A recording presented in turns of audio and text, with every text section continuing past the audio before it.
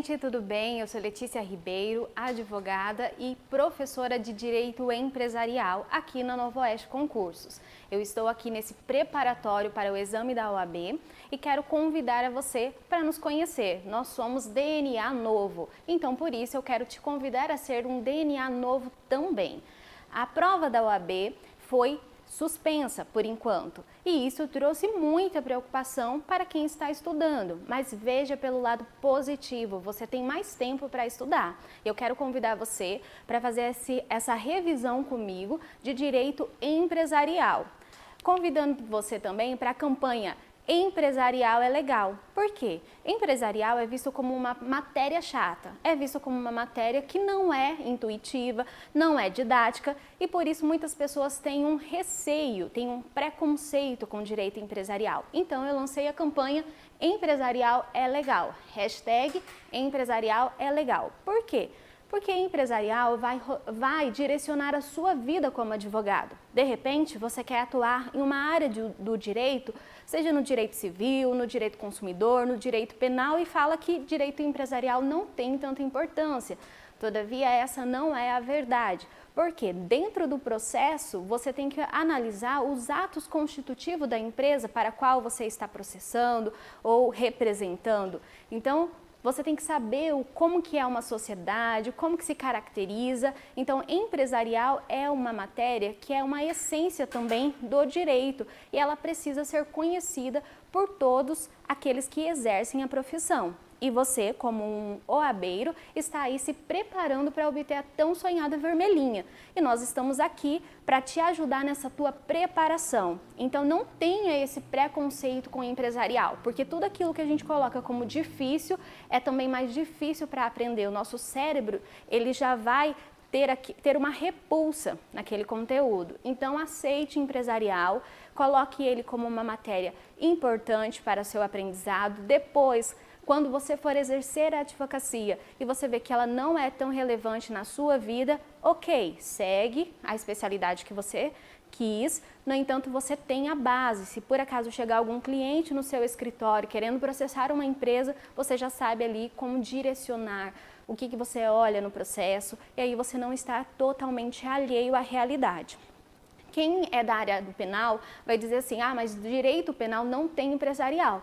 Salvo engano, você já ouviu falar do direito penal econômico? Então, olha só como empresarial é uma matéria importante. E na prova da OAB, ela também é considerada importante. Ela está ali naquelas matérias do top 11, que são cobradas entre 5 a 6 questões. Então, é uma matéria que tem que ser dada a devida importância, porque uma questão que você erra pode fazer muita diferença lá na frente. Então, vamos tirar esse estigma dessa matéria e vamos pensar.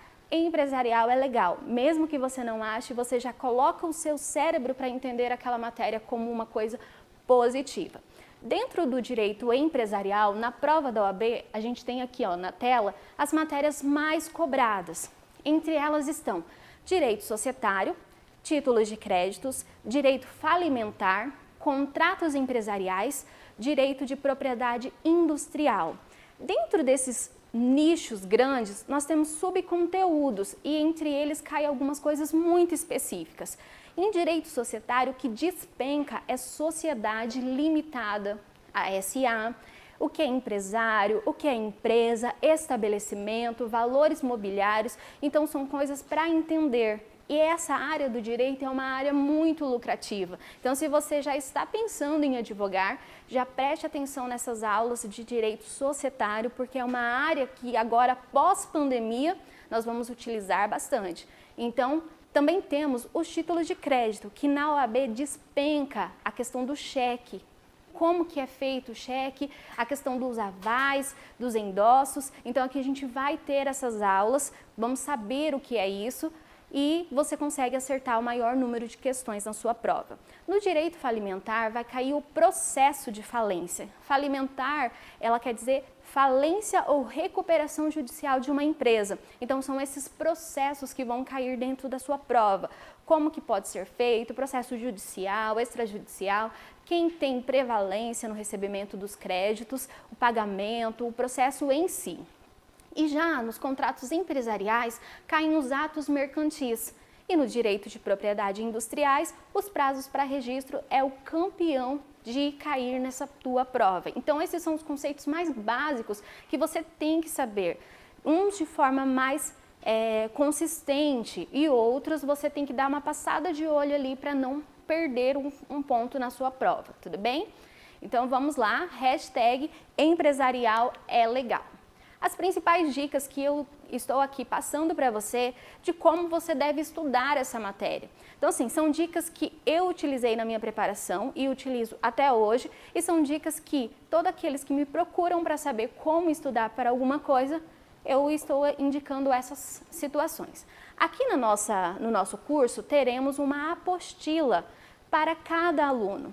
Então, essas principais dicas estão constando na apostila, por isso que está ali, leia a apostila como um complemento das aulas ministradas presencialmente, porque todo o tempo que nós temos de aula, seja aqui nessa revisão que estamos fazendo ou na aula presencial, ela não é suficiente para esgotar todo o assunto, porque nós não estamos trazendo a grade da sua faculdade para o cursinho. Nós estamos direcionando os assuntos mais cobrados, aqueles que mais caem. Então, por isso que a apostila ela é um complemento das aulas, porque de repente aquilo que não ficou tão claro vai estar esmiuçado na apostila. Então, a minha apostila ela tem mapas mentais, ela tem elementos, figuras, o que facilita nessa compreensão do direito empresarial. Outra coisa, faça questões todos os dias, pelo menos 10 questões, porque ao fazer questões você vai ver onde você está errando, qual conceito, você vai entender a prova, como que ela vai cobrar aquele determinado assunto. De repente você estuda títulos de créditos e entende tudo, fala ok, já sei de tudo de títulos de crédito, mas na hora que você vai fazer a prova, a cobrança é feita de uma forma diferente daquela que você imaginou. Então fazer as questões vai te levar a esse entendimento de como os assuntos são cobrados. Então faça questões todos os dias, pelo menos 10 questões. Aonde eu terei questões para fazer, professora? Na apostila tem todas as questões de direito empresarial cobrada em todas as provas da OAB. Então isso facilita muito o seu estudo. Outra dica, terceira, tenha um caderno de erros. Quando você fizer as suas questões, o seu simulado, na hora de corrigir, você não vai simplesmente colocar X, errei. Não, você vai anotar o conceito que você errou. Vamos supor que o conceito ali era o que era empresa e você colocou aqui o conceito, a resposta do conceito errado. Então você coloca lá o conceito correto, o que é empresa de fato, para que numa próxima questão você não venha errar mais aquele assunto. Então errar não é ruim, o ruim é o que você faz com o erro. Então você pega o erro como uma forma de aprendizado, uma forma de revisar o conteúdo. Então tenha um caderno de erro e assine os assuntos mais relevantes daquela matéria, daquela questão que você tenha errado. O assunto 4, a dica 4. Lembre-se que a banca quer saber se você está preparado para ser advogado. Desse modo, procure utilizar o raciocínio jurídico amplo, associando o conceito e o direito de forma estratégica, como se você estivesse num atendimento com um cliente. O que é isso? A banca ela vai fazer uma pergunta para você e numa pergunta de conceito de direito empresarial, ela pode estar perguntando um outro conceito da área do direito civil, ou ela pode estar colocando o direito empresarial com o direito econômico, penal. Então, você tem que pensar o direito, pensar a questão na hora que você estiver respondendo de uma forma jurídica ampla. Então, por isso que todas as matérias, elas se conectam, porque a prova quer saber se você já é advogado. E você já é advogado, você só vai buscar a sua carteirinha naquele dia.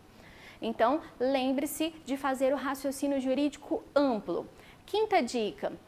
Quando estiver realizando as outras atividades do seu dia a dia, estou limpando a casa, estou no trânsito, estou aqui trabalhando e você consegue, em vez de você ouvir músicas, coloca ali o Spotify, o Deezer, não, coloca aulas de direito, principalmente das matérias que você tem menos afinidade ou que você está errando mais, porque a sua memória auditiva vai fazer você gravar aqueles conteúdos. Então essa dica é muito importante, eu utilizei ela muito na minha preparação e consegui obter uma pontuação boa.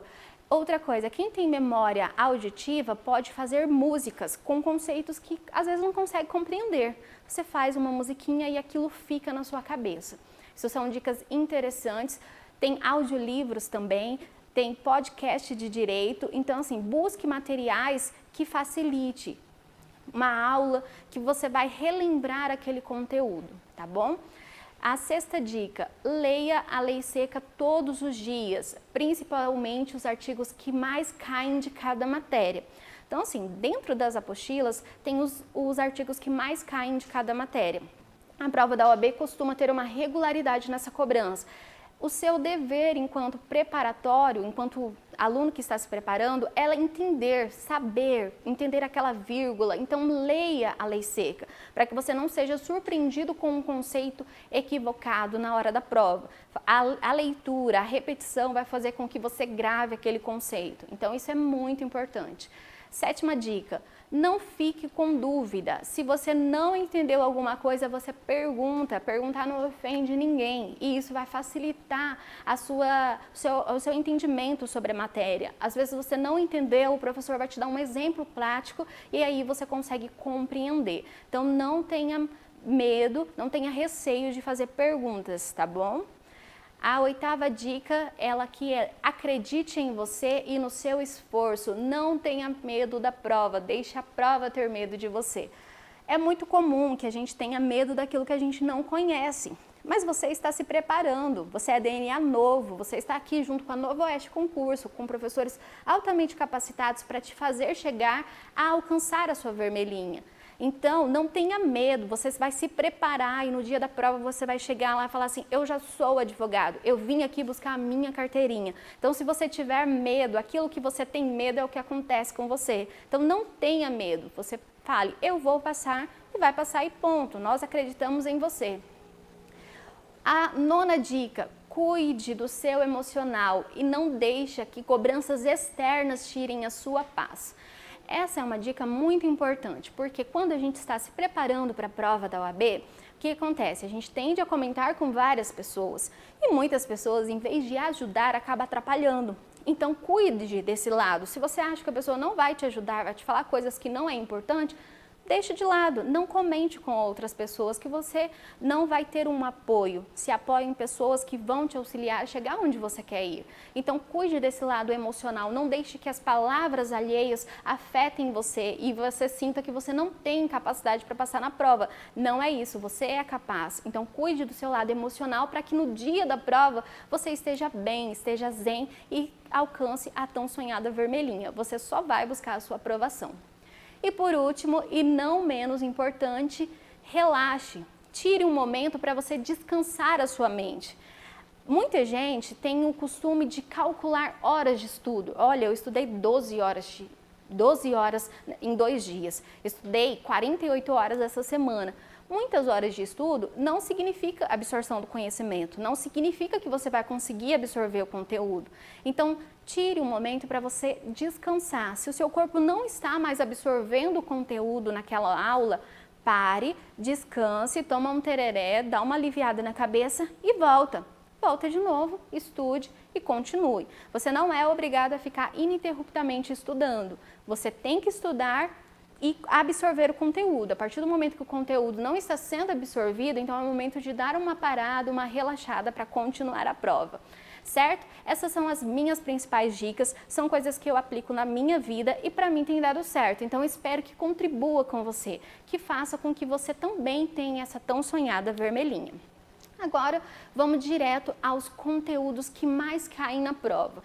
Vou abordar aqui praticamente os conceitos de direito societário e uma parte de direito falimentar, de desconsideração da personalidade jurídica. Porque o tempo, ele é escasso, não dá para mim esgotar todo o conteúdo em uma revisão. Essa é uma prévia que você tenha conhecimento de como é a nossa didática, para que você tenha conhecimento da Novo Oeste Concurso, para que você revise o conteúdo de uma forma importante, mas ela não vai aqui esgotar, então ela não tem a pretensão de esgotar toda a matéria em apenas uma aula. Então, que você tenha esse conhecimento e absorva o máximo que conseguir aqui dessa aula de revisão, ok? Então, o que é o conceito de empresa? Empresa, ela é um conceito importante e muito cobrado na prova da OAB. Ela está no artigo 966 do Código Civil. É um artigo que você tem que ler, lei seca. Você tem que entender esse artigo, porque ele cai muito na prova. Ou ele vai cair numa forma de saber o conceito, ou ele vai cair num caso jurídico para você resolver. Então é importante que você tenha esse conhecimento. No artigo 966, ele vai trazer tanto o conceito de empresa quanto o conceito de empresário. Então, a empresa, aí no material você consegue observar bem o conceito. Ela é definida como uma atividade econômica organizada para a produção ou circulação de bens.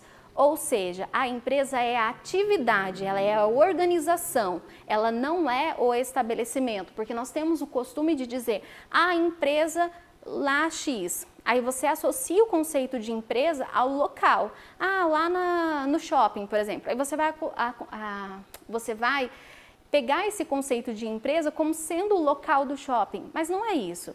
A empresa é a atividade, é a organização. Então, o principal conceito que você tem que tirar de empresa é atividade. Empresa é a atividade organizada para a produção de bens ou serviços. O que é uma produção de bens? É uma fábrica que produz tecido para a confecção de máscara, vamos colocar agora. Então tem a fábrica que produz o tecido e tem o local que vende a máscara pronta. Então produção de bens são fábricas e a circulação de bens é o local que vende o material pronto. Existem fábricas que também vendem os seus produtos finais, que daí são produção de bens e circulação de serviços ao mesmo tempo. Mas em sua maioria, ou ela é uma coisa ou é outra.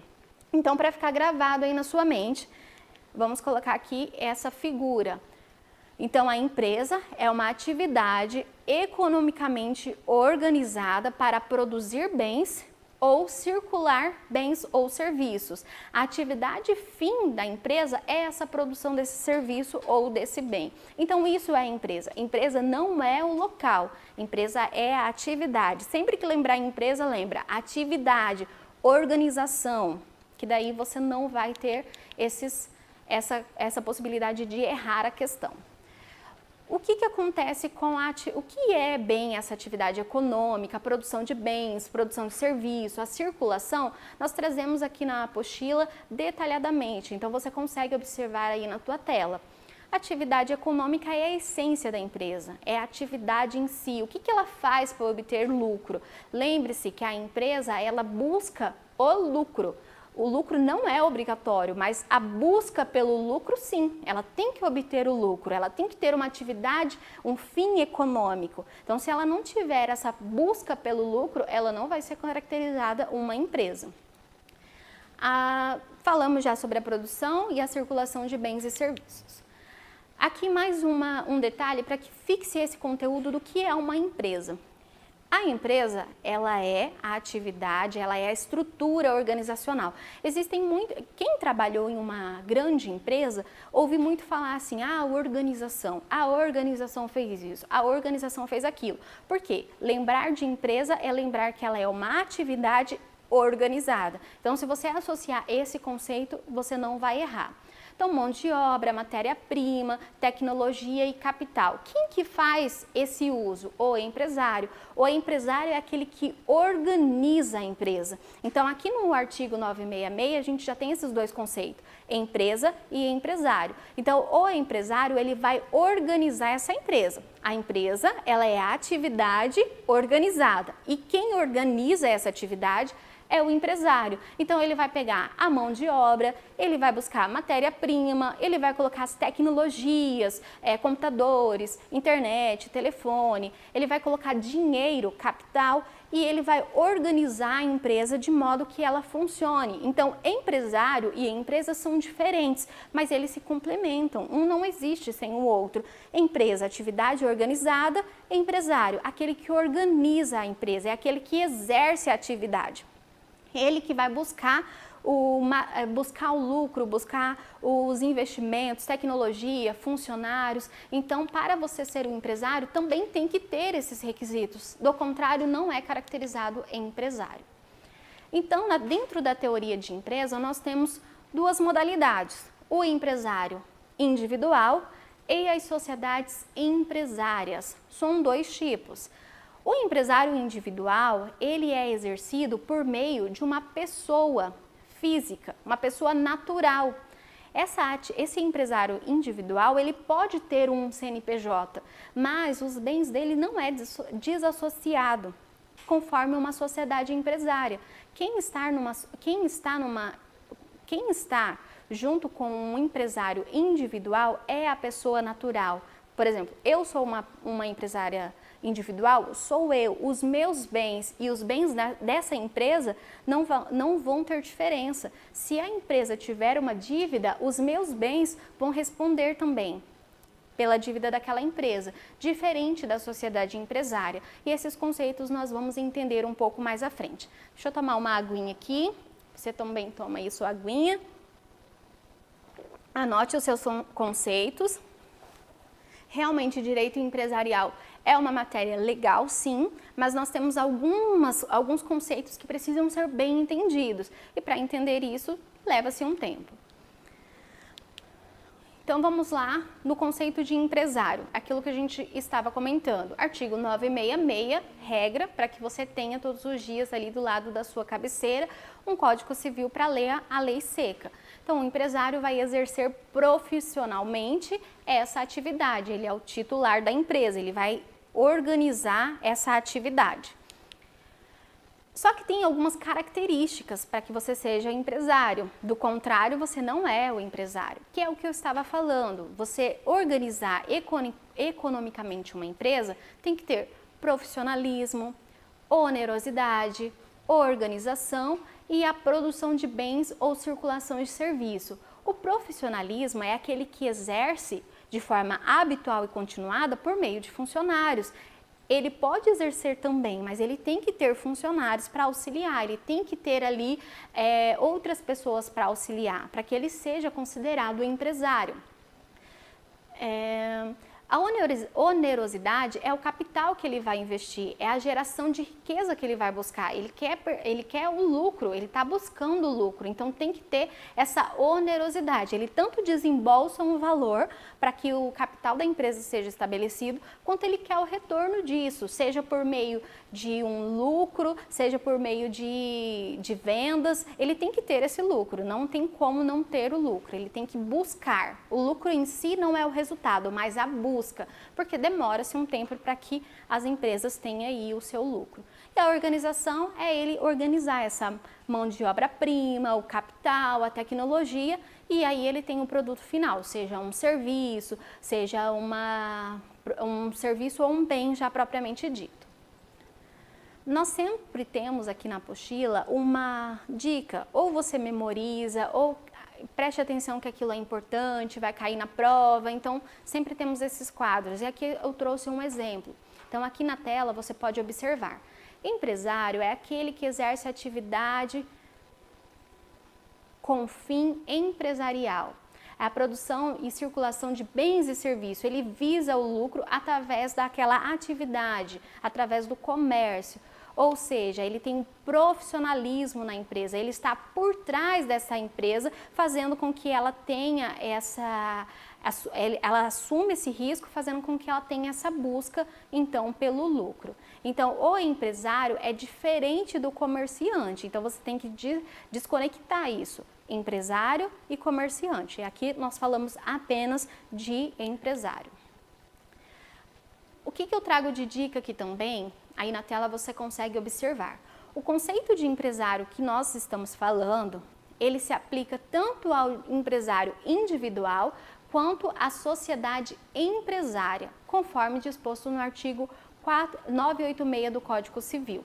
Então, o artigo, esse conceito de empresário, ele vai se aplicar para a pessoa física e para a pessoa jurídica. Então, o empresário, ele é subdividido e aqui na tela nós temos o empresário, a pessoa jurídica e a pessoa física. Dentro da pessoa jurídica, nós temos a sociedade empresária e a EIRELI. E também, dentro da pessoa física, nós temos a figura do empresário individual.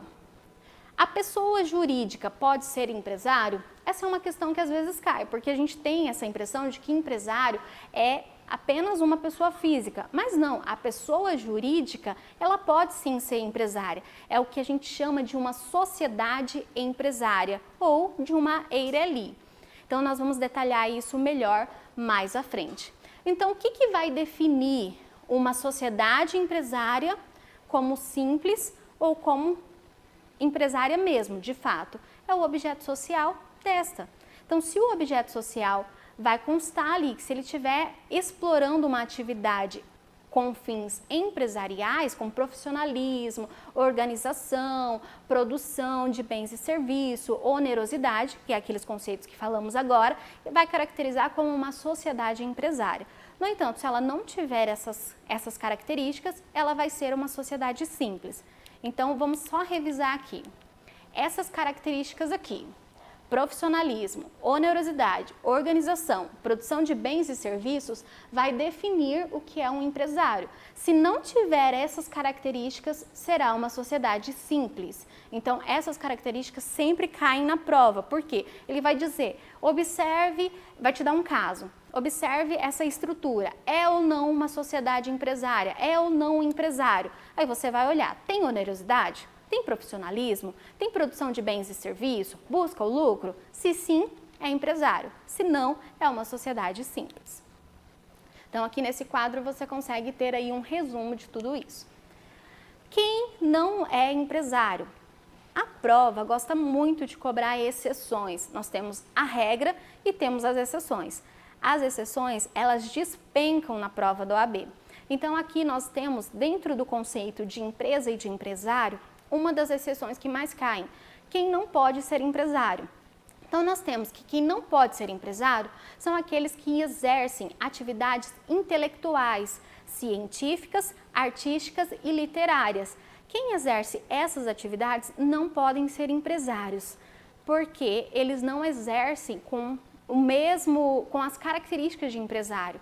E mesmo que, no caso do advogado, que ele venha exercer com os mesmos critérios, ele não vai ser considerado empresário. Então, aqui nós temos uma exceção que cai muito e eu vou detalhar melhor, tirar essa complicação aí para você. Deixa eu ver que aqui tem bem explicadinho. Então, aqui na apostila, a gente sempre vai trazer. Quando você vê essa carinha, exceções caem na prova, você dê atenção que é o que mais cai. Então, aqui nós temos que a sociedade de advogados, ainda que ela constitui elementos de empresa, ainda que ela constitui aquelas características que acabamos de falar, profissionalismo, onerosidade, produção de bens, circulação de serviço, ainda que ela tenha essa formalidade, ela não vai ser caracterizada empresa. Mas por que, professora, se ela tem todas as características? Porque o Estatuto da OAB diz assim. Então, porque a lei diz assim, porque Deus quis assim, é assim que a gente vai colocar na prova. Então, vamos colocar aqui, onde que eu consigo enxergar isso de uma forma mais específica? Nos escritórios massificados, aqueles escritórios que advogam para a empresa, na defesa de empresas, e contrata vários advogados para fazer a defesa, para ir em audiência, coloca eles ali para trabalhar. Tem todos os elementos de empresa, no entanto, não é empresa, não é empresário. Isso você tem que ter claro na sua mente, porque isso cai demais na prova. E você, como advogado, não pode errar essa questão, porque essa questão diz respeito à OAB. E também pode cair lá em alguma coisa refletida em questões de ética. Então, lembra aquele raciocínio jurídico amplo que eu falei para você? Você observar o direito não apenas naquela determinada matéria? Esse é um exemplo clássico, porque uma questão dessa pode cair tanto lá nas questões de ética, como aqui no direito empresarial. Então, por que não pode ser caracterizado? Porque o artigo 15 do Estatuto da OAB diz que não pode ser empresário os advogados, ainda que constituem elementos de empresa. Salvo essa exceção, todos os profissionais que não são considerados empresários, que são esses aqui, intelectual, científico, artístico e literário. Se um deles fizer elementos de empresa, eles serão considerados empresários. Vamos colocar um exemplo prático disso aí. Um médico, se ele abre uma clínica para atender os seus pacientes, embora ele tenha os elementos de abrir uma clínica, ter ali uma secretária, fazer os atendimentos, ele não é uma empresa, porque ele desenvolve uma atividade intelectual. Nesse caso, essa empresa, esse médico, ele não vai ser considerado um profissional empresário. Só que se ele contrata outros médicos e abre um hospital, ele já constitui elementos de empresa, porque ele já tem o profissionalismo, ele já contratou mais médicos, profissionalismo. Ele teve a onerosidade, construiu, colocou capital, e aí ele tem esses critérios de onerosidade. E aí ele é considerado um empresário, sim. Então, o único que não encaixa nesse conceito será o advogado. Nos demais, todos aqueles que exercerem atividades empresariais, mesmo que impedidos, mas quando constituírem elementos de empresa, aí serão considerados empresários. Outras pessoas que não podem ser empresários segundo a lei, porque é um impedimento legal previsto no artigo 973 do Código Civil.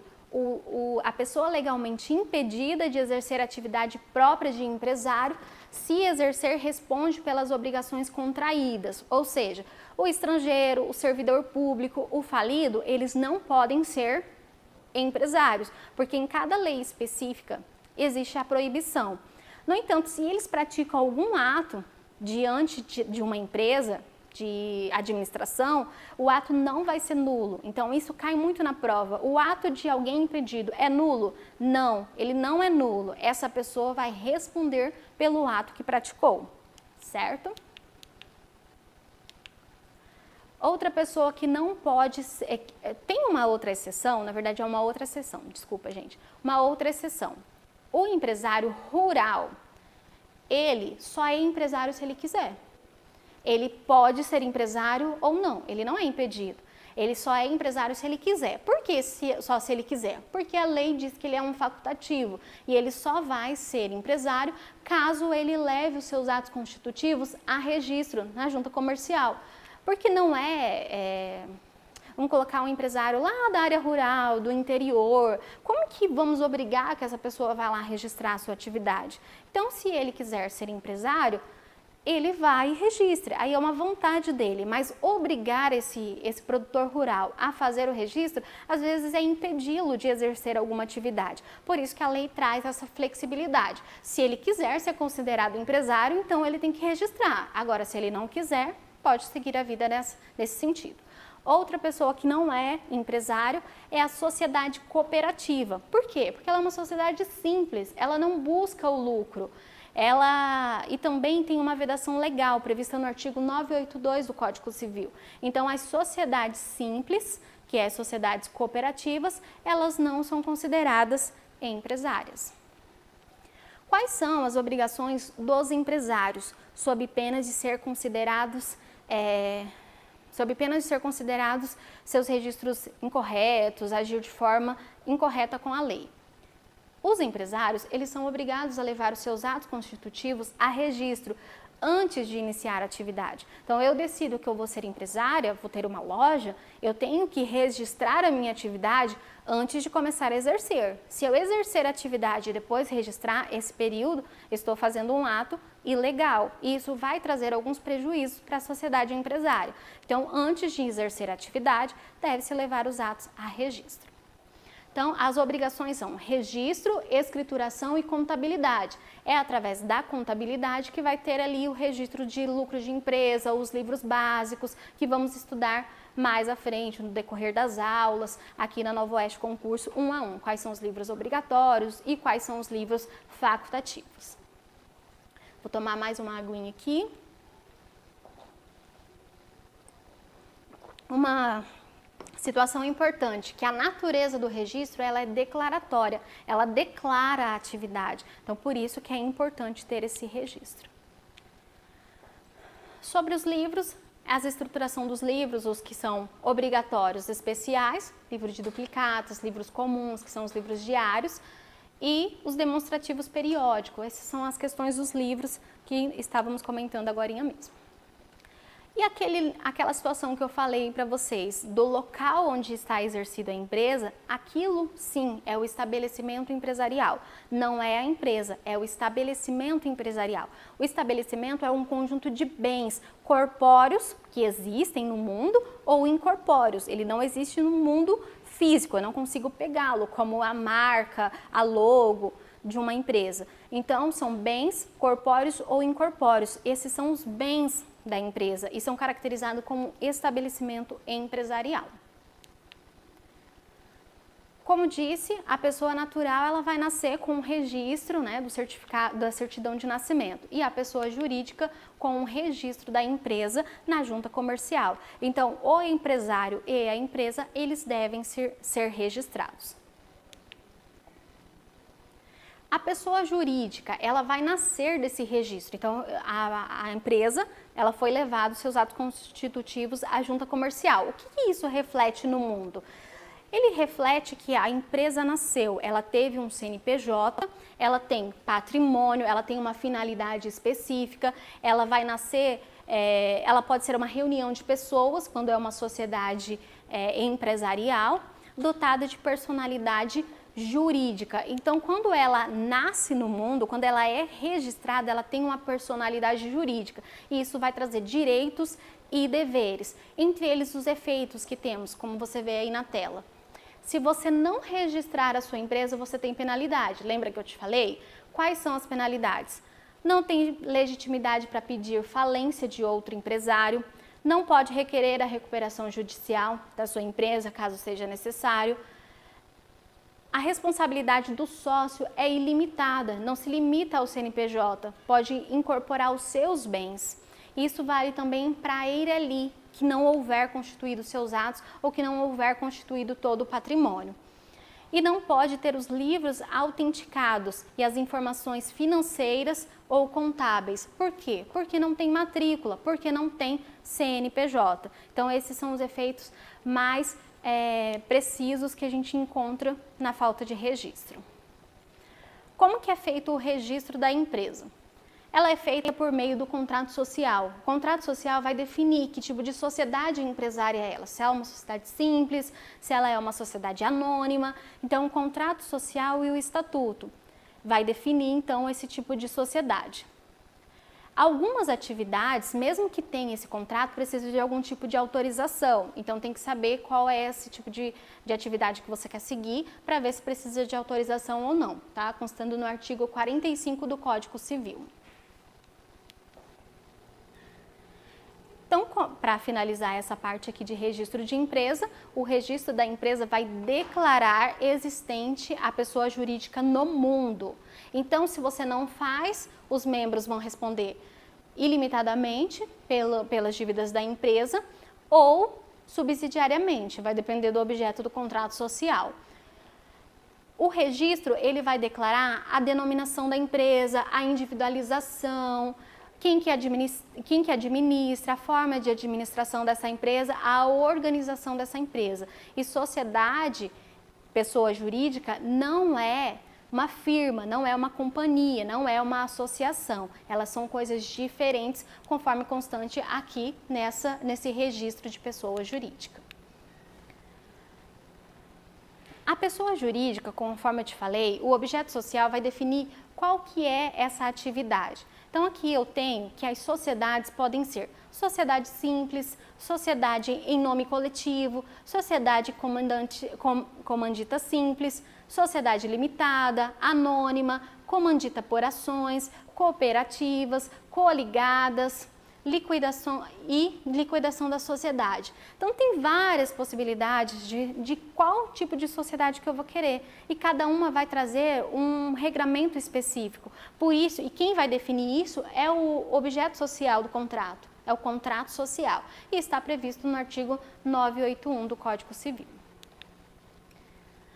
Empresário individual nós já falamos, vamos falar agora da Eireli. A Eireli é um conceito muito cobrado na prova. E eu quero trazer para você uma exceção que mais cai. Então, para a gente identificar, a Eireli, ela está prevista no artigo 980 do Código Civil. Ela prevê que ela é formada por uma única pessoa. Além do empresário individual, que é aquele que exerce atividade sozinha, a EIRE também pode ser exercida por uma única pessoa. É aquela pessoa que não quer que os seus bens sejam atingidos, porque o empresário individual responde com seus bens da empresa e com seus bens particulares. Mas eu não quero que a minha empresa, que os meus bens respondam pelas dívidas da empresa. Eu quero apenas que o bem da empresa responda pelas dívidas que ela constituir. Como que eu faço? Você tem que abrir uma EIRE. Ela vai constituir um patrimônio de até 100 vezes o salário mínimo, e com esse patrimônio de 100 vezes o salário mínimo, qualquer dívida será executada dali, porque você não tem o seu patrimônio, mas você deixa um patrimônio para a empresa para que ela responda. Aí, a pegadinha da prova da OAB é dizer assim, a EIRE não pode sofrer desconsideração da personalidade jurídica. Essa é uma afirmativa errada. Por quê? Porque a EIRE, ela pode sofrer sim a desconsideração da personalidade jurídica desde que, olha só, desde que não tenha o capital de 100 vezes o salário mínimo. Então, se você integralizou o capital social, tá bonitinho? Pode dormir tranquilo, porque não terá a desconsideração da personalidade jurídica. No entanto, não fez o dever de casa, não fez a integralização desse capital social. Aí sim, você pode ser chamado a responder, porque isso constitui um ato ilegal. Porque se a lei está dizendo que você tem que ter um patrimônio integralizado para que não atinja os seus bens, uma vez que você não faz o dever de casa, não faz o que a lei está dizendo, aí sim você pode sofrer então a desconsideração da personalidade jurídica. Então, a primeira pegadinha que a gente extrai aqui é: pode sofrer desconsideração da personalidade jurídica? Pode, desde que não tenha integralizado o capital em 100 vezes do salário mínimo, tá bom? Outro requisito importante, aqui você consegue ver aqui na sua tela, é que a pessoa natural que constituir uma EIRE somente pode figurar em uma única empresa dessa modalidade. Ou seja, não tem como uma pessoa ser titular de duas EIRE, é apenas uma. Contextualizando tudo que a gente já viu aqui de uma forma mais didática e mais rápida. O que é um empresário individual, uma sociedade empresária e uma EIRE. Você consegue ver aí na tela que o empresário individual, ele pode ser pessoa natural física, ele é uma pessoa natural, ou seja, uma pessoa física. Ele tem a sua responsabilidade ilimitada, isso diz que ele pode ter o seu patrimônio atingido para responder os bens da empresa. E não tem a constituição de um capital mínimo, não tem que integralizar nada. Por quê? Porque ele responde com os bens dele. Então, o empresário individual, resumidamente, podemos falar que é isso. A sociedade empresária, ela já é uma pessoa jurídica, ela tem um CNPJ. Ela depende do tipo o seu tipo societário depende do objeto social. E aí que vai saber se ela vai ser ilimitada ou limitada, que é a sociedade simples, a comandita por ações, sociedade anônima. Então depende de que tipo de sociedade você quer para saber se a responsabilidade é limitada ou ilimitada. E ela também não precisa ter um capital mínimo. A EIRE, ao contrário disso, tem que ter um capital integralizado de 100 vezes o salário mínimo, a sua responsabilidade é limitada a esse patamar e ela tem uma pessoa jurídica. Mas aí eu estou até ouvindo aqui você me fazer uma pergunta. Você diz, professora, que o empresário individual não tem ele é uma pessoa física natural. Mas eu sei que empresário individual tem CNPJ, então por que ele não é uma pessoa jurídica e sim uma pessoa natural? O CNPJ, ele é para fins fiscais e tributários, para que o governo saiba que tipo de tributo será cobrado, porque ele tem um tributo cobrado de uma forma mais barata, para que flexibilize que outras pessoas sejam empresárias no Brasil.